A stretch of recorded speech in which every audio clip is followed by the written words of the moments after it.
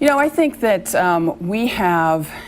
here in Kentucky, we have a Democratic governor who came together with a Republican Secretary of State, and they came up with a very good plan for everybody to vote. And it's wonderful. They actually came together and negotiated.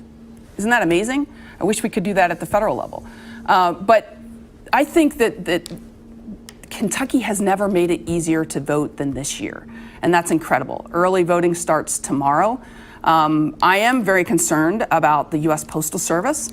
The Postal Service is such an important service. It provides prescription medication to our seniors, to our veterans, particularly in rural areas, and it needs to be helped through this coronavirus. And I'm afraid Senator McConnell hasn't done enough for that. And I would be helping our Postal Service, because let's face it, if you can hand out $500 billion in slush funds for corporations, you should be able to turn around and help everyday people. And one of the ways is to help our Postal Service. Time. Senator McConnell, your response.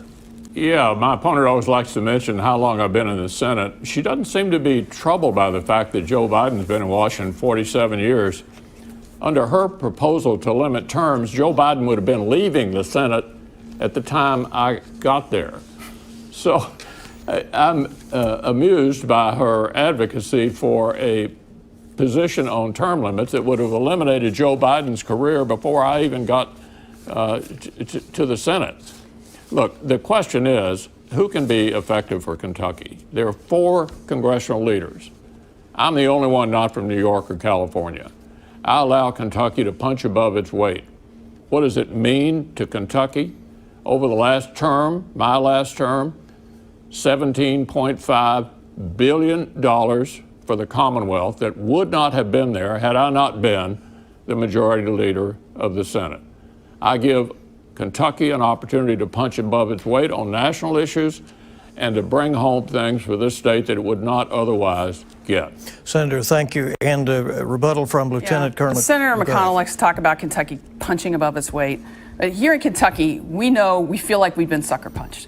We have the highest cancer rates in the country, highest rates of diabetes, highest rates of heart disease, some of the lowest wages in the country. Our economy hasn't been this bad since the Great Depression.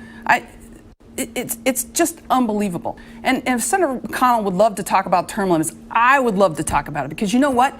President Trump is for congressional term limits. It's top on his agenda. And I agree with him on that. We should have them, and we should get them right now. Senator McConnell.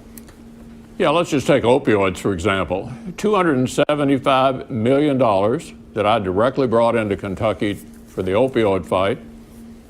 $87 million of that was the largest grant the University of Kentucky has ever gotten.